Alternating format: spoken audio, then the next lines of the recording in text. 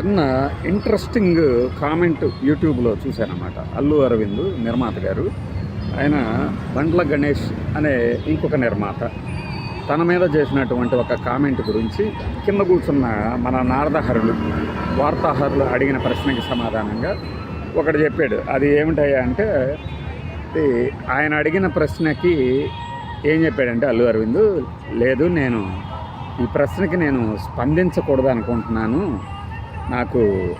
నాకు స్థాయి ఉంది, ఆ స్థాయికి తగ్గట్టు నా స్థాయి కాదనుకుంటున్నాను అనే అర్థంలో స్పందించాడు అన్నమాట.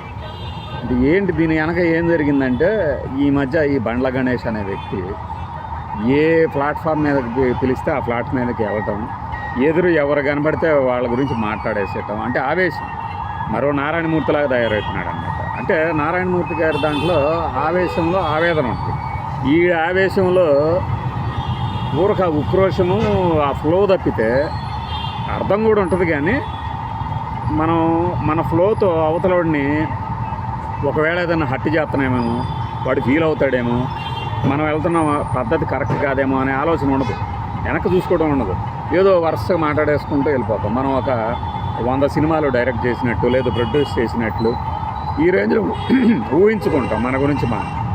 ఇతను కూడా ఎన్ని తీసుంటాడు, ఒక 5-6 సినిమాలు తీసుకుంటాడు.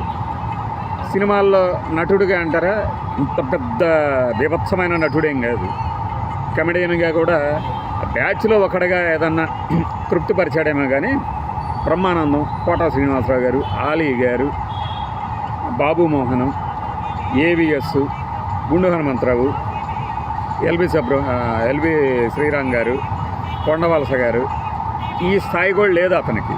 కానీ జాక్పాట్ కొట్టినట్టుగా, అంటే ఆయన అది చెప్పుకుంటాడు, టంపచ ఫోటో దిగుతాం స్వామి మేము, కావాలంటే టంపచ దిగుతా ఫోటో అన్న క్యాండిడేట్ అనమాట. మరి అంత ఇది ఉంచుకొని చిన్న చిన్న క్యారెక్టర్ల కోసం చాలామందిని బతిలాడు ఉంటాడు ఇండస్ట్రీలో, అది సహజం. వచ్చాడు, ఒక స్థాయికి వచ్చాడు. తర్వాత ఈశ్వరీనో పరమేశ్వరి ఆర్ట్స్ ప్రొడక్షన్స్ ఏదో బ్యానర్ పెట్టేసి కొన్ని సినిమాలు తీసాడు. అందులో ఏంది, పవన్ కళ్యాణ్తో సినిమాలు తీసేసరికి తన స్థాయి చాలా ఆకాశానికి వెళ్ళిపోయింది అనుకున్నాడు. ఇప్పుడు ఈయన ఆకాశం లాంటివాడు అని చెప్పుకుంటాడు కదా పవన్ కళ్యాణ్. ఆయనతో సినిమాలు తీసిన ప్రొడ్యూసర్ కూడా ఆకాశం స్థాయి అనుకోవాలి. ఆ ఇదిలో ఏంటంటే, మొన్న మధ్య ఏదో ఫంక్షన్లో అల్లు అరవింద్ గారికి ఏముందండి, వచ్చేస్తారు చివరిలో హాయిగా అంజ లక్కీ హ్యాండ్ అనమాట, చివరిలో పెట్టేసి అంతా క్రెడిట్ అంటే కొట్టేస్తాడు. ఇప్పుడు కొన్ని సినిమాలు అంటే ఇది సందర్భమే, మయూరి డిస్ట్రిబ్యూటర్స్ ఉన్నారు, ఈనాడు వాళ్ళు రిలీజ్ కానటువంటి సినిమాలు, ఆర్థికంగా కష్టాల్లో ఉన్న సినిమాలని వాళ్ళు ఒక రేట్ మాట్లాడుకొని సినిమా రిలీజ్ అయ్యేలాగా చేస్తారు. సురేష్ ప్రొడక్షన్స్ వాళ్ళు కూడా కాస్త కూస్త ఇలా చేస్తుంటారు. ఇప్పుడు చేస్తున్నారో లేదో తెలియదు. అలాంటప్పుడు అల్లు అరవింద్ లేదంటేనే మైత్రి మూవీ మేకర్స్ వాళ్ళు వచ్చేసి ఒక సినిమాని వాళ్ళు, ఓకే మీరు దీన్ని సరిగ్గా ప్రమోట్ చేయలేరు లేకపోతే తీసుకెళ్ళలేరు, నా చేతికి ఇవ్వండి, ఈ ప్రాజెక్ట్ని నేను ముందుకు తీసుకెళ్తా, ఆటలో తప్పే ఉంది. అలా చేయటం మీద ఏంటంటే, ఇతని అక్కస్సు వెళ్ళగక్కాడేమో అని ఒక చిన్న అనుమానం కలగజేశాడు అందరిలో. ఫ్లోలో మాట్లాడి ఉంటాడు, లేకపోతే అల్లు అరవింద్తో పోటీ పడి ఆ సినిమా నేను దక్కించుకోలేకపోయానేమో అని అంత సినిమా లేదు. ఆ ఇదిలో ఏంటంటే ఆగడు, ఎక్కడ బ్రేక్ ఇయ్యడు, మాట్లాడుకుంటూ వెళ్తుంటాడు. ఇప్పుడు ఒక అల్లు రామలింగయ్య గారు చిరంజీవి గారికి ఒక మాట చెప్పారంట, పెదవి దాటని మాటకి నువ్వు ప్రభువివి, పెదవి దాటిన మాట పృథువిని దాటుతుంది, దానికి నువ్వు బానిసవి అని. ఎవరెవరికి చెప్తే ఏమైంది, మంచి మాట కాబట్టి చెప్తున్నాను. మనం ఒక మాట జారినప్పుడు ఇక దాన్ని వెనక్కి తీసుకోలేమనేది దాని అర్థం, చచ్చినట్టు దానికి కట్టుబడి ఉండాలి. అందుకే మాట్లాడేటప్పుడు ఇది కరెక్ట్గా వెళ్తుందా లేదా అని చెక్ చేసుకోకుండా మాట్లాడేసి, నేను ఎవరికి భయపడను, నేను ముక్కుసూటిగా మాట్లాడతా, వెన్నుపాములాగా నిలబడతా, ఈ కబుర్లు చెప్తూ ఉంటారు.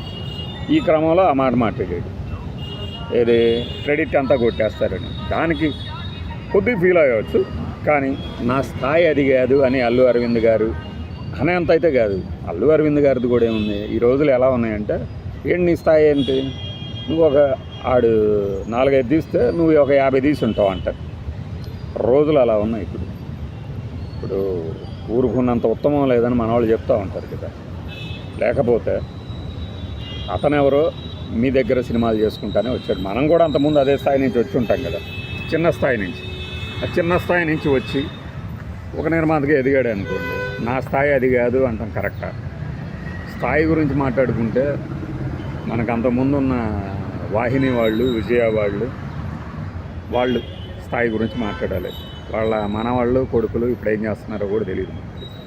పద్మాలయ ఉంది, అన్నపూర్ణ ఉంది. వీళ్ళు అంటే కీర్తి పతాకాలని, తెలుగు వాళ్ళ కీర్తి పతాకాలని ఏదో ఎక్కడికో తీసుకెళ్ళిన వాళ్ళు. సినిమా పరంగా, టెక్నికల్ పరంగా, బడ్జెట్ పరంగా, హిట్ల పరంగా. మరి మనం గీతా ఆర్ట్స్లో ఏం చేసాము? డబ్బుల పరంగా రాబట్టుకోవడమే తప్పితే తెలుగు సినిమా స్థాయిని గీతా ఆర్ట్స్ ఒక రేంజ్కి తీసుకెళ్ళిందా?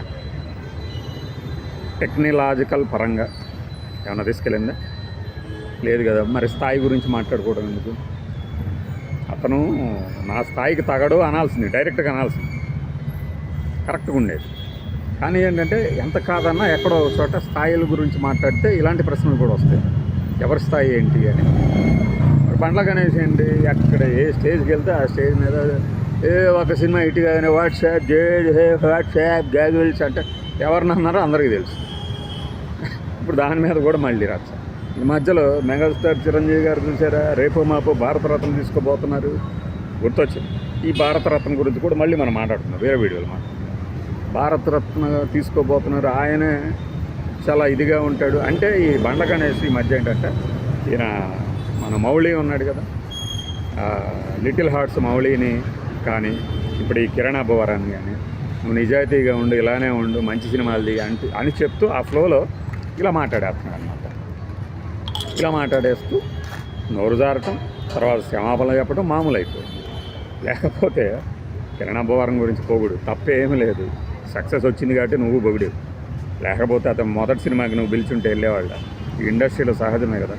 కొంతమంది ఉన్నారు హీరోలు, ఎవరో గుర్తులేదు నాకు, ఆ సినిమాకి పిలిస్తే కనీసం రాను కూడా రాలేదు అంటే ఎవరికేం పని రావటానికి అన్నాడు ఒక ఆయన.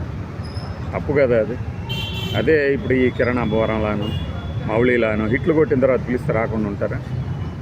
అంటే సక్సెస్నే ఈ సినిమా ఇండస్ట్రీ ఆదరిస్తుంది అంటే అందరూ అట్టు ఉండరు. జనాంతకం చేయొద్దు.